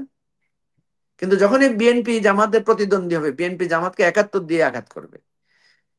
আজকে জামাতের সাথে চরমোনাইয়ের খুব অ্যালাইনমেন্ট, কালকে যখন আবার ওনাদের মধ্যে গোন্দল লাগবে জামাতকে কিন্তু ওই 71 নিয়েই চরমোনাই আঘাত করবে। কারণ আমাদের রাজনীতির জায়গাটা হচ্ছে আপনাকে আমি যখন শত্রু ভাববো আপনার উইকনেসের জায়গাটাকে আমি আঘাত করব। এই জন্য 71-এ জামাতের যে উইকনেস আছে এটা জামাতকে, যতবারই জামাত প্রমিনেন্ট হবে, জামাত যদি আজকে প্রমিনেন্ট না হতো এই প্রশ্ন কেউ করতো না। জামাতের লোকেরা যখন এটা বলে আমি তাদের সাথে এটার সাথে একমত হই, যে আপনারা 71-এ কত বড় অন্যায় করেছেন সেই প্রশ্ন এখানে অপ্রাসঙ্গিক। কারণ আয়ের চাইতে বড় যারা অন্যায় করেছে তারা পলিটিক্যালি গুরুত্বপূর্ণ শক্তি না, তাদেরকে কেউ পোক করবে না। এবং আপনি যখন আওয়ামী লীগের সাথে যান আওয়ামী লীগও আপনাকে এটা নিয়ে প্রশ্ন তুলবেন, আপনি যখন বিএনপির সাথে যান বিএনপিও আপনাকে প্রশ্ন তুলবে। জামাত তো যখন আপনি আওয়ামী লীগের সঙ্গে আন্দোলনে ছিল, বিএনপির সাথে আন্দোলনে ছিল, বিএনপির সাথে সরকারে ছিল। মানে জামাত কিন্তু বিভিন্ন সময় বিভিন্ন স্ট্র্যাটেজিক অবস্থানে বলবো আমি ছিল। তো এই যে আপনার কথা থেকে হঠাৎ মাথায় আসলো যে জামাতের সাথে চরমোনাইয়ের ঐক্য হইলো কি করে, মানে এটা কিভাবে সম্ভব? না, জামাতের সাথে চরমোনাইর ঐক্য আগেও ছিল, এটা আপনি হিস্ট্রিক্যাল একটা ঘটনা হয়তো আপনি জানেন না। জামাতের সাথে চরমোনাইয়ের এমন কোনো বিরোধ ছিল না। একটা ইত্তেহাদুল উম্মাহ নামে একটা অ্যাসোসিয়েশন ওনাদের মধ্যে ছিল। ওই চরমনাইয়ের সাথে তাদের দূরত্বটা তৈরি হয়েছিল কিন্তু ওই ইত্তেহাদুল উম্মাহকে নিয়ে। ওখানে দেলোয়ার হোসেন সাঈদীকে ইত্তেহাদুল উম্মাহর একটা ভাইটাল রোলে ওনারা দিয়েছিলেন। তো জামাত তার সাংগঠনিক সিদ্ধান্তে দেলোয়ার হোসেন সাঈদীকে সেখান থেকে প্রত্যাহার করে নেয়। এটা নিয়ে চরমনাইয়ের সাথে তার প্রধানত বিরোধ তৈরি হয়। জামাতের সাথে চরমনাইয়ের সাংগঠনিক প্রসেসে কিন্তু অসাধারণ মিল আছে। জামাত যেভাবে literature based, education based, training based সংগঠন, চরমনায় কিন্তু এটা বেসড। না কিন্তু ধরেন এবং হঠাৎ করে, না কিন্তু মঞ্জু ভাই, এই যে ধরেন ইসলামিক যে দলগুলো ধরেন চরমোনাই বলেন, হেফাজত ইসলাম, খেলাফত মজলিস, সবার সঙ্গে কিন্তু মানে একই ধর্মভিত্তিক কাজ হইলেও কিন্তু একটা দ্বন্দ্ব ছিল, ধাক্কাধাক্কি ছিল। এবং আপনার আপনার আমার যতটুকু মনে পড়ে, হাফিজি হুজুর সাহেব একবার সকল ইসলামিক দলের একটা মোর্চা করতে চাইছিলেন, সেটাও কিন্তু কখনো সম্ভব হয় নাই এইসব মানে দ্বন্দ্ব ফ্যাসাদের কারণ। তো হঠাৎ করে সবাই এক হয়ে যাওয়া, সবকিছু এটা আরেকটা বিশদ আলোচনার বিষয়। তো আমি জাস্ট এটা একটু সংক্ষেপে বলে আমরা একটু শেষ দিকে যাই, আমরা একটু শেষ দিকে যেতে চাই, এটা নিয়ে আপনার যদি কোনো মন্তব্য থাকে। কিন্তু হঠাৎ করে ইসলামিক দলগুলা সব মানে একটা টাইতে চলে আসলো। এটার কারণ আছে। এটা একটা প্রসেসের মধ্যে কারণে এটা হয়েছে। সেটা হচ্ছে ওনাদের মধ্যে যে বিরোধগুলো ছিল, ওনারা কিন্তু পারস্পরিক বসে এই বিরোধটা কিছুটা মীমাংসা করেছেন। এবং একে অপরের সাথে আপনি হয়তো দেখেছেন যে আমাদের আমিরও গিয়ে ওখানে গিয়ে সরি বলেছেন যে আমাদের কোনো আচরণে যদি আপনার কষ্ট পেয়ে থাকেন। আবার একইভাবে চরমনার পীরও বলেছেন যে না, আপনাদের ব্যাপারে আমরা এখন উদার। তো এটা কিন্তু আমাদের দেশে বিরোধগুলো বেশিরভাগই হচ্ছে একটা ফলস ইস্যুর উপরে এই বিরোধটা তৈরি হয়। যখন পাশাপাশি বসে তখন বিরোধটা কিন্তু কেটে যায়। কিন্তু কিন্তু মঞ্জু ভাই, যখন ইস্যু যখন থাকে যে এই কোরআন মানতেছে না, এই সুন্নাহ মানতেছে না, বা মূল জায়গা তো ইসলামিক দলগুলো কোরআন এবং সুন্নাহই তো, তো সেখানে আবার উদারতার সুযোগ কোথায় বা মাফ করে দেওয়ার সুযোগ কোথায় আমি বুঝি না আর কি। আমার কাছে এগুলো খুব কমপ্লিকেটেড মনে হয়। না না, আমি আপনাকে বলি, সেটা হচ্ছে দেখেন, জামাত চরমানের মধ্যে তো ইমান নিয়ে কোনো বিরোধ নাই, হ্যাঁ। বা ইসলাম প্রশ্নে তো ওনারা এক। কিন্তু যেখানে বিএনপি তো মানে দল হিসেবে তো বিএনপি তো মানে একটা অ্যাপারেন্টলি একটা সেকুলার দল। তো বিএনপির সাথে যদি জামাতের ঐক্য হতে পারে, বা চরমনায়ের সাথে যদি জাতীয় পার্টির ঐক্য হতে পারে, চরমনায়ের সাথে তো আপনি জানেন জাতীয় পার্টির একবার লিখিত ঐক্য হয়েছিল। তো জাতীয় পার্টি কি ইসলামিক দল? হুম, হুম। জাতীয় পার্টি তো একটা অলমোস্ট সেকুলার দল। তাহলে সেকুলার দলের সাথে যদি ঐক্য হতে পারে, একটা দুইটা দল ইসলামিক দল, হয়তো একটা তাদের চিন্তাগত পার্থক্য আছে, তাদের হয়তো কিছু আহ, উম, মানে ইমাম মানা না মানা বা মানহাজগত পার্থক্য আছে। এটা নিয়ে তো একেবারে একে অপরকে শত্রু ভাবাপন্ন করার কোনো প্রয়োজন নাই। না, আমরা চাই যে সবার সাথে একটা সম্মিলিত ভাবে তারা সবাই বাংলাদেশের পক্ষে থাকুক, বাংলাদেশ এগিয়ে যাক। এখন আপনার কাছে শেষ প্রশ্ন, নির্বাচন কি আদৌ হবে? সেই পরিবেশ কি আমরা দেখছি? 4 মাস আগে জাতীয় নির্বাচন, গণভোট যেটা দিয়ে আমরা শুরু করেছিলাম। আপনি মানে এবি পার্টির চেয়ারম্যান হিসেবে আপনি না বলেন, একজন বাংলাদেশের নাগরিক হিসেবে, একজন রাজনৈতিক ব্যক্তি হিসেবে কি মনে করেন? নির্বাচন কি আদৌ হবে? গণভোট না জাতীয় নির্বাচন? নির্বাচন নির্বাচন দেখেন, আমি নির্বাচন হবে কিনা এটা তো এক ধরনের ভবিষ্যৎবাণীর কথা। তা আমি তো ভবিষ্যৎবাণী ওইভাবে করতে পারবো না। আমি যেটা মনে করি নির্বাচন সার্বিক প্রেক্ষাপটে অবশ্যই কি হতে মনে হবে। হচ্ছে? জি, সার্বিক প্রেক্ষাপটে কি মনে হচ্ছে? ফেব্রুয়ারি নির্বাচনের কথা বলছি। আমি মনে করি নির্বাচন অবশ্যই হতে হবে। কারণ প্রফেসর ইউনূস সরকারের যে এফিসিয়েন্সির লেভেল কিন্তু আর বাড়বে না। এটা সরি টু সে, এটা ডক্টর কনক, আপনি একজন অভিজ্ঞ সাংবাদিক, আমি আপনাকে বলছি ডক্টর ইউনূস সরকারের এই এফিসিয়েন্সির রেট কিন্তু আর বাড়বে না। Number one. নাম্বার টু হচ্ছে উনি যেই বেসিক ফান্ডামেন্টাল ভুলগুলো করেছেন, এগুলো কিন্তু শুধরানোর কোনো লক্ষণ আমি দেখতে পাচ্ছি না। তো এখন ওনার পক্ষে আর বড় ধরনের টেনে নিয়ে যাওয়ার সুযোগটাও কম। এখন উনি এতদিন চিন্তা করেছিলেন যে একটা একেবারে অসাধারণ একটা নির্বাচন উপহার দিবেন। আমি যতটুকু জানি উনি এখন অসাধারণ নির্বাচনের কল্পনাও করেন না। উনি মনে করেন যে কোনো মতে একটা গ্রহণযোগ্য নির্বাচন, 91, 2001, 96, এই স্টাইলে যদি একটা ইলেকশন দেওয়া যায়, এটাকে উনি মনে করবেন যে ওনার জন্য এটা সাফল্য। কিন্তু আমি ইলেকশন নিয়ে একটা ভয় দেখি। সেটা হচ্ছে ইলেকশন শুরু হওয়ার পরে, হ্যাঁ আপনি দেখেছেন না, আপনি ডাকসুকে যদি তুলনাও না করেন, জাকসুকে যদি তুলনাও না করেন, আপনি তো দেখছেন এখনই কিন্তু কোন কোন ছাত্র সংসদ ইলেকশনে আপনি দেখবেন নেক্সট টাইমে কোন কোন দল বর্জনও করতে পারে। হুম। ঠিক আছে, আপনি দেখলেন যে ইলেকশনের রেজাল্ট মানে ডিক্লাইন করার তাই ডাকসুতে কিন্তু অনেক বড় ব্যবধান বিজয়টা ছিল। যদি খুব নিয়ার কাছাকাছি হইতো তাহলে এই ইলেকশনের রেজাল্ট নিয়ে কিন্তু খুব সমস্যা হইতো, এটা আমার ধারণা।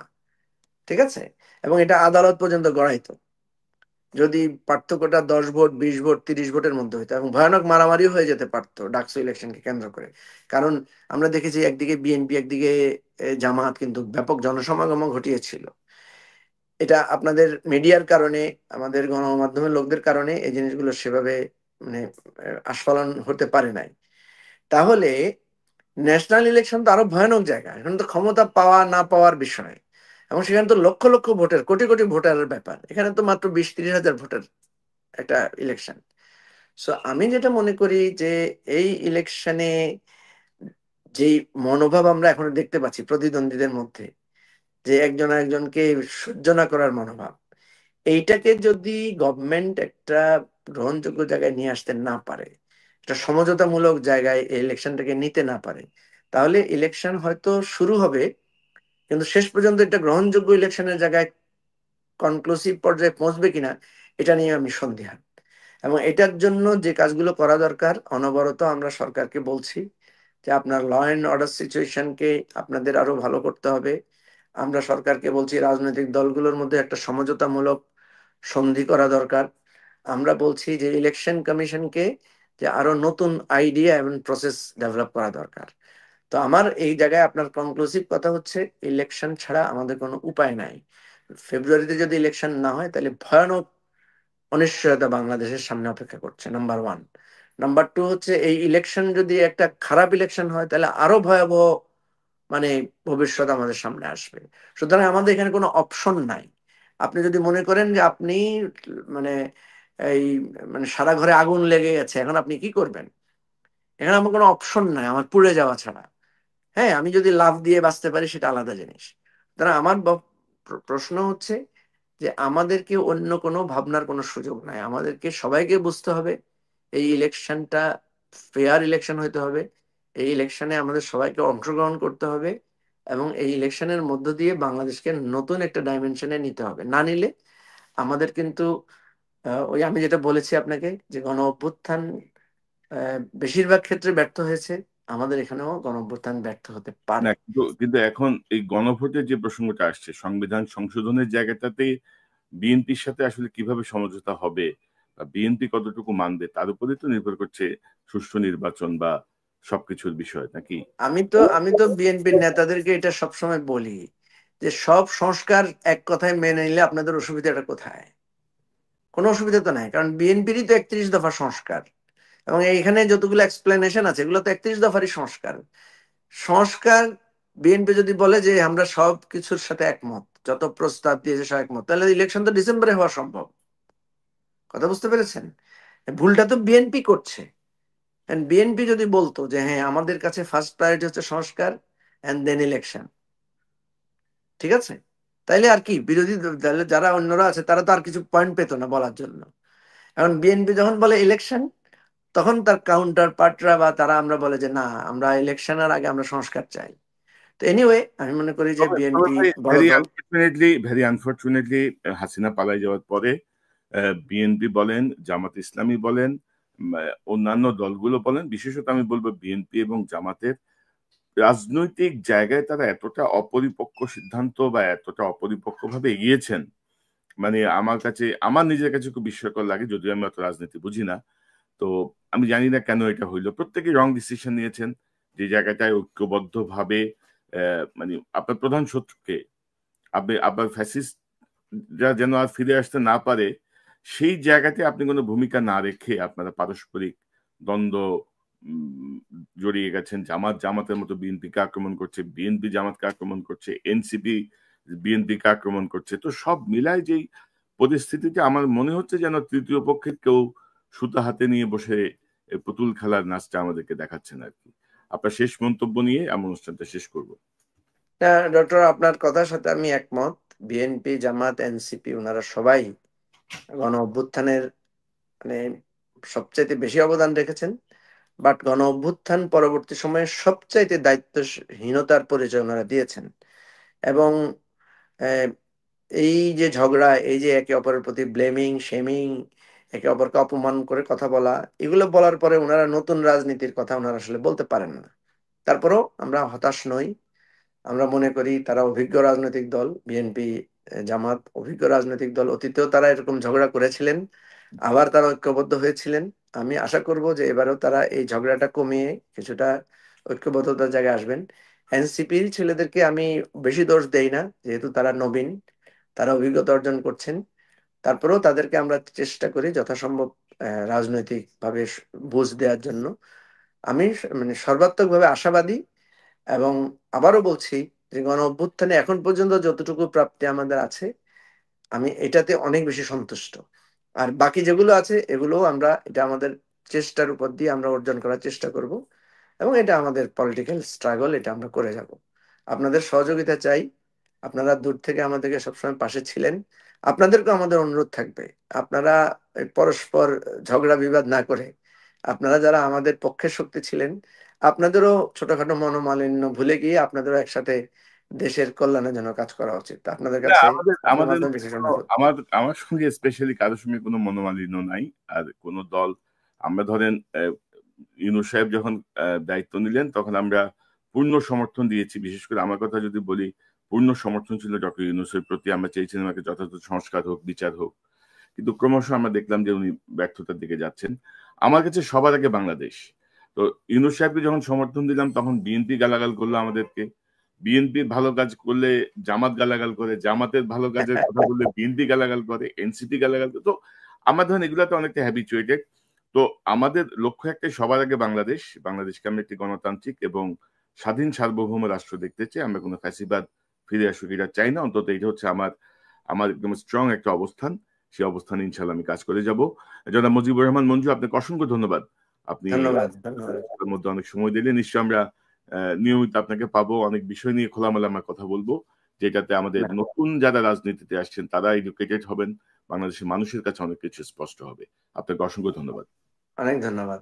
ভালো থাকবেন। Thank you. দর্শক, এতক্ষণ যে অনুষ্ঠান শুনলে নিশ্চয়ই আপনি আলোচনার মর্মার্থ উপলব্ধি করতে সক্ষম হবেন। রাজনৈতিক টানাপোড়েন চলছে, বিশেষত সংবিধান সংস্কার, কিভাবে নির্বাচন হবে, জুলাই সনদের বাস্তবায়ন, পিআর পদ্ধতি, মাঝখানে উচ্চকক্ষে পিআরের ব্যাপারে মোটামুটি একটি একমত এর কথা আমরা জানলেও এখন দেখা যাচ্ছে যে উভয় কক্ষেই পিআর চাচ্ছেন। তো একটা জটিল সাংবিধানিক পরিস্থিতি। নিশ্চয়ই আমরা এইটার থেকে বেরোতে পারবো, হয়তো একটা উপায় বেরোবে। এখন সেটা গণভোটে হবে জাতীয় নির্বাচনের আগে, নাকি জাতীয় নির্বাচন গণভোট একসাথে হবে? কারণ যারা মঞ্জু যেটি বলছিলেন, এই যে সাংবিধানিক এই সংস্কার বা যে পদ্ধতিতে আগাচ্ছে সেটি রেটিফাই করতে হলে আমাদেরকে অবশ্যই গণভোটে জনগণের মতামত নিতে হবে, না হলে ভবিষ্যতে এটি বিস্ফোরা বা গলার ফাঁস হয়ে দাঁড়াবে। তো আমার মনে হয় যে বিচক্ষণ রাজনীতিবিদরা নিশ্চয়ই দেশের পক্ষে সিদ্ধান্ত নেবেন। বিএনপি, জামাত, এবি পার্টি, বাম দলগুলো সহ নাগরিক ঐক্য, অন্যান্য যে দলগুলো আছেন সবাই মিলে ঐক্যবদ্ধভাবে জুলাইয়ের আগে সময় আমাদের যে ঐক্য ছিল সেই ঐক্যে যেয়ে একটা সিদ্ধান্ত নেবেন। আমরা এখন অপেক্ষা করি গণভোট আগে হয় না জাতীয় নির্বাচন আগে হয়, নাকি জাতীয় নির্বাচন আর গণভোট একসাথে হয়, সে অপেক্ষায় আমাদেরকে থাকতে হবে। দর্শক, এই চ্যানেলটি সাবস্ক্রাইব করে আমাদের পাশে থাকুন, এই চ্যানেলের মেম্বারশিপ নিয়ে আমাদের পাশে থাকুন। আবারও দেখা হবে ইনশাল্লাহ। আসসালামু আলাইকুম।